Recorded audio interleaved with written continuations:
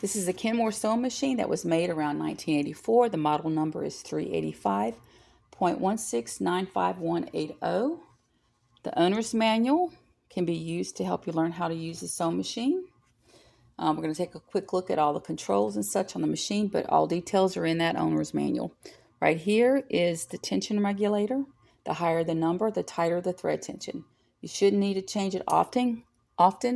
4 is a good number for most things. You may have to change it depending upon the thickness of your fabric or the number of layers that you're sewing.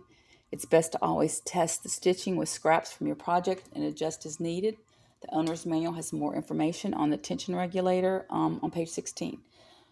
Back here, you can't see it on the camera, is the presser foot lever. It's located back there in the back of the machine. You use it to raise and lower the presser foot like this. You can also, when you raise it up, you can make it a little higher like this to put your fabric under there if it's really thick.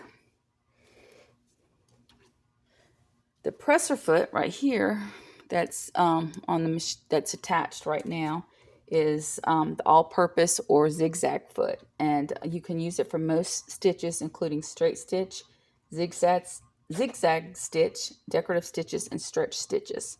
This right here is the presser foot thumb screw, so you use that, you unscrew that to change out your presser foot to another one.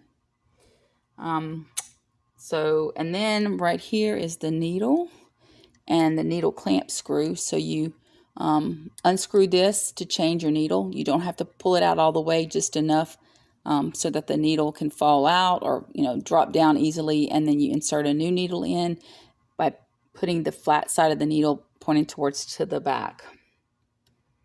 You have the bobbin cover plate so you open that up to put the bobbin in. This is the extension table that you can remove if you're sewing something like a pair of jeans or hemming something that you've got to slip over right here, so you can wrap it around there like that. So you take that off.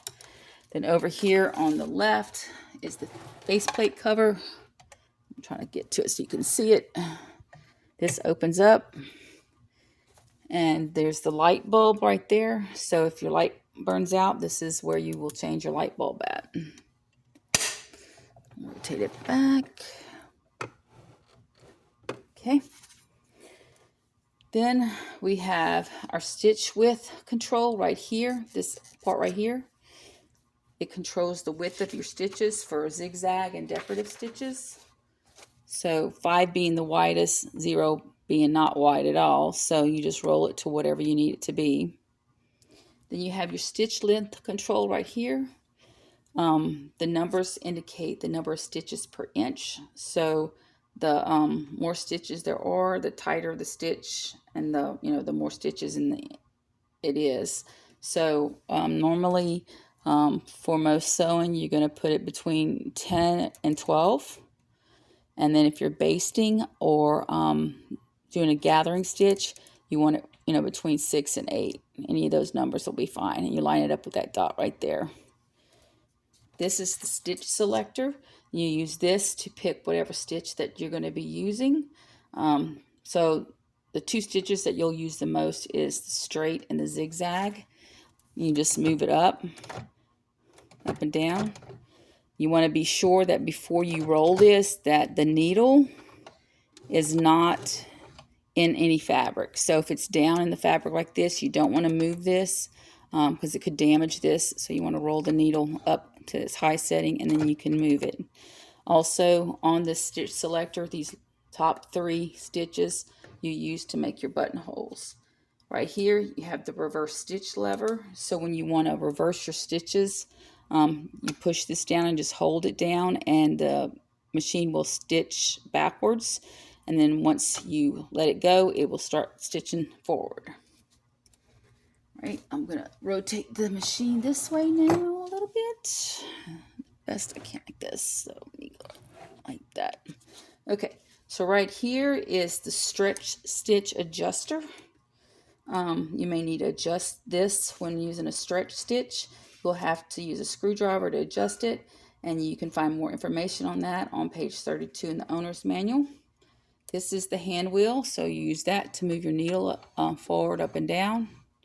This right here is the clutch, and you pull this out when you're winding the bobbin, and when you're done winding it, you push it back in. Right here, let's see, is where the it's plugged in at. This comes out. So the cords, one's for power, one's to the foot pedal. And this is your on-off switch right here. Right here is the bobbin winder. So this is where you will bind your bobbin. Okay, I'm going to rotate this a little bit. Let's see if I can get to that. All right. These are your thread spool pins. So you'll use one of these when you're threading your machine for your spool of thread. Right here is the upper thread guide. So when you're threading your machine, you know, you'll come off the spool onto this, and then there's a series of places you need to insert the thread at, and I will go over that in another video. Right here is the pressure regulator, and what it does, it controls how much pressure is on the presser foot. So when sewing on thick or heavy fabric, you want to reduce the pressure on the presser foot.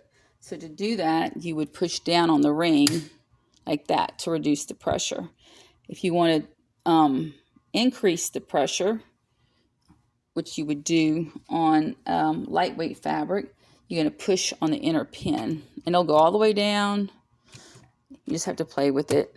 You don't have to, you know, it has a middle ground that you can put on it too.